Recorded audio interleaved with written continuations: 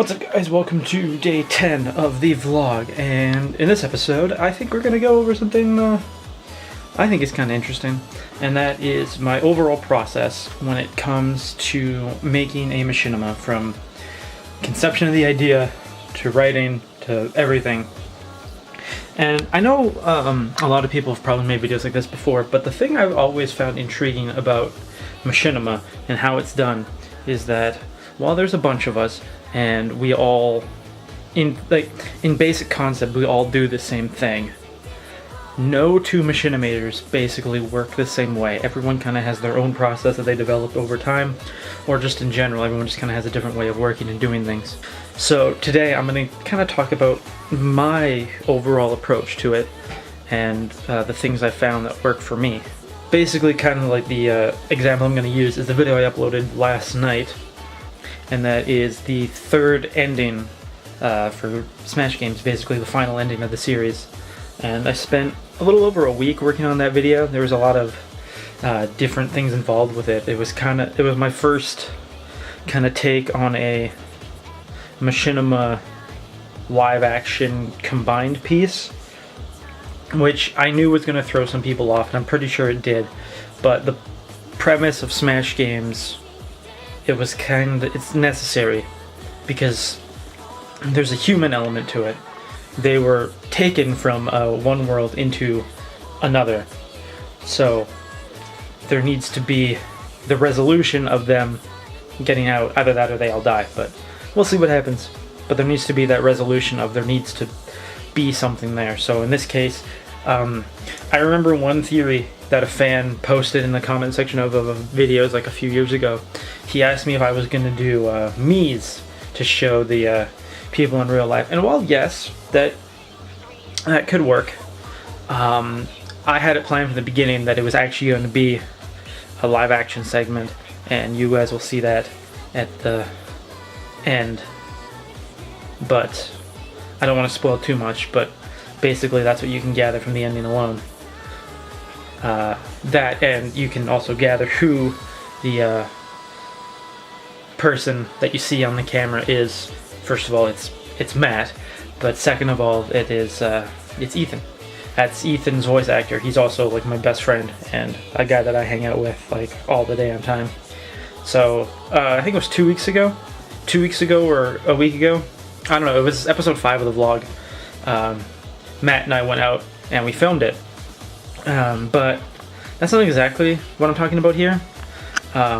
So when I get an idea for a video, actually getting the idea for a video is arguably one of the hardest things to do, because for a lot of it you can't control when the inspiration hits you.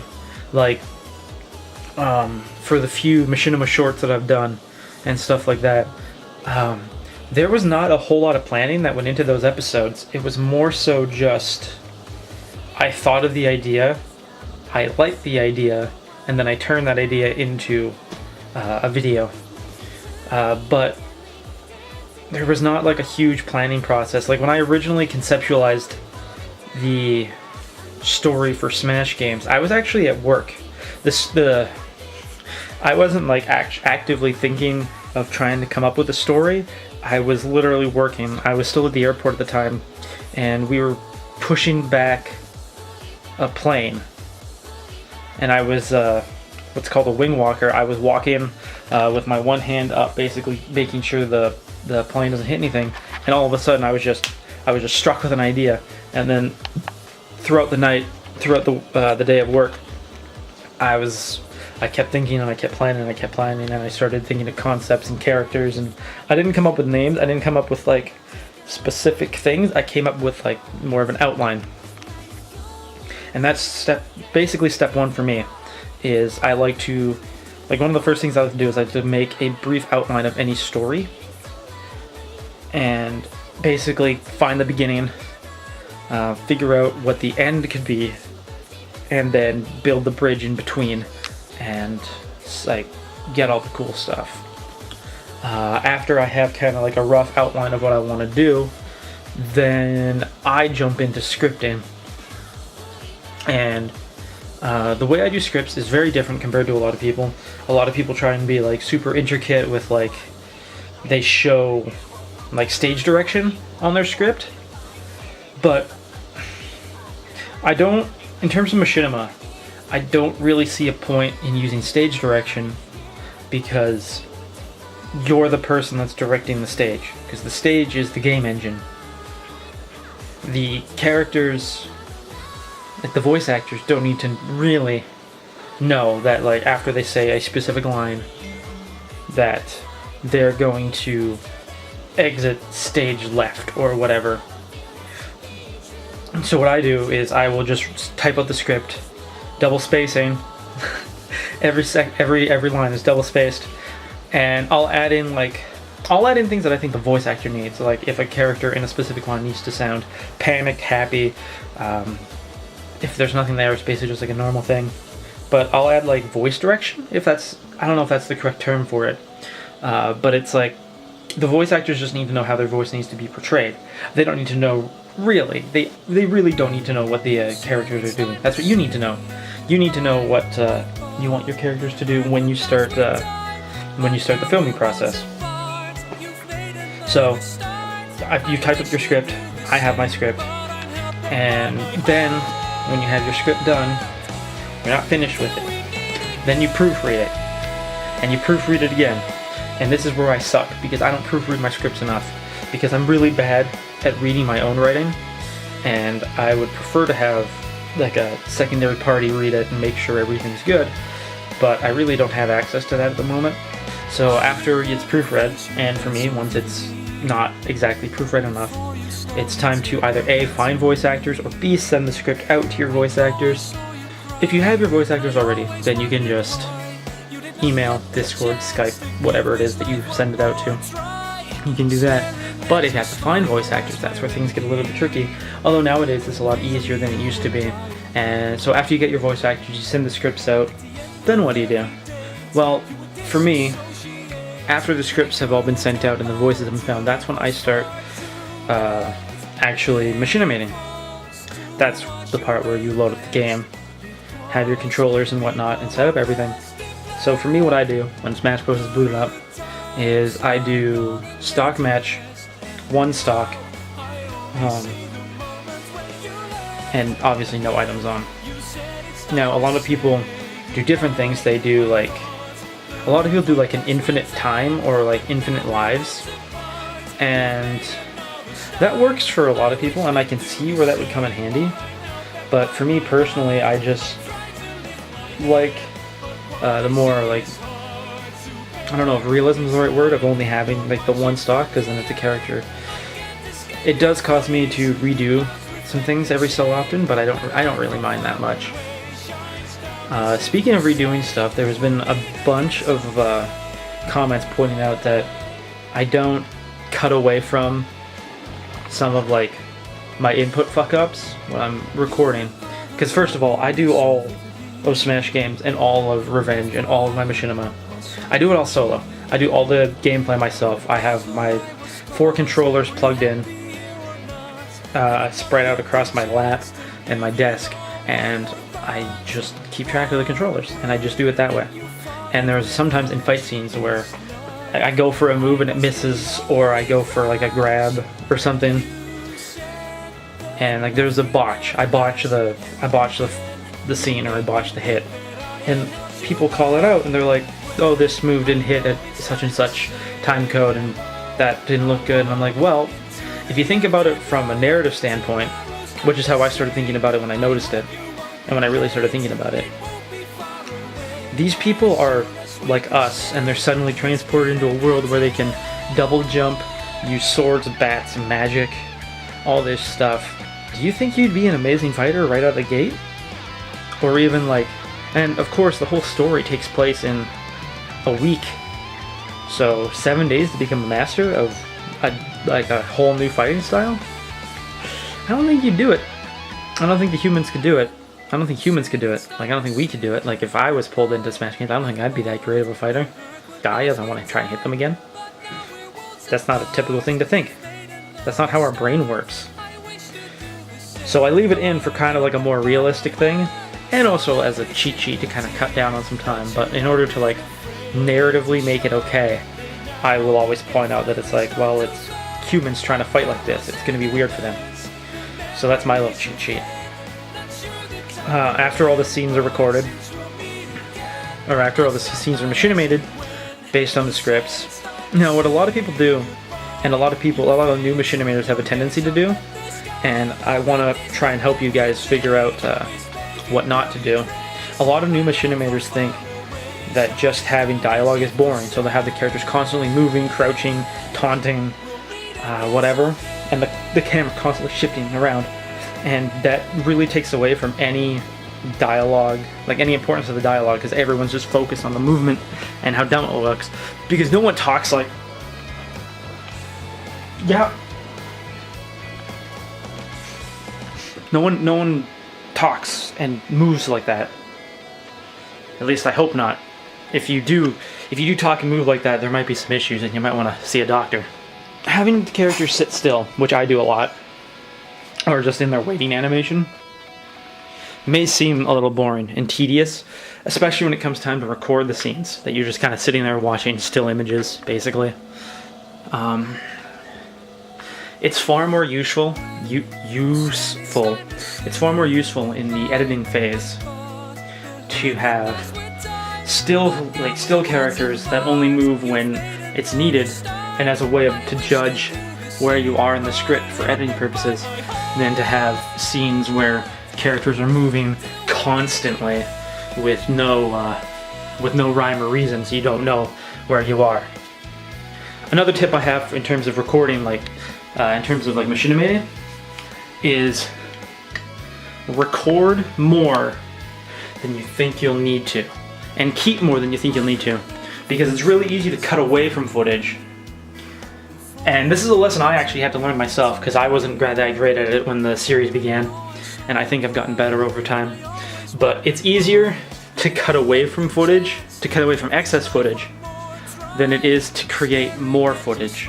Because if you record a scene that's too short for the dialogue, you have to get creative in ways of making it longer, making it fit. Now, the ways I found to do that were I will slow a clip down, but then that also kind of throws people off, because then it kind of looks weird that one scene they're moving like this, they get a waiting animation, and the next scene they're slightly slowed down, and that can be a bit jarring. I'm not perfect at it. I'm not going to say that I am. I will say that I have improved, but I'm not perfect.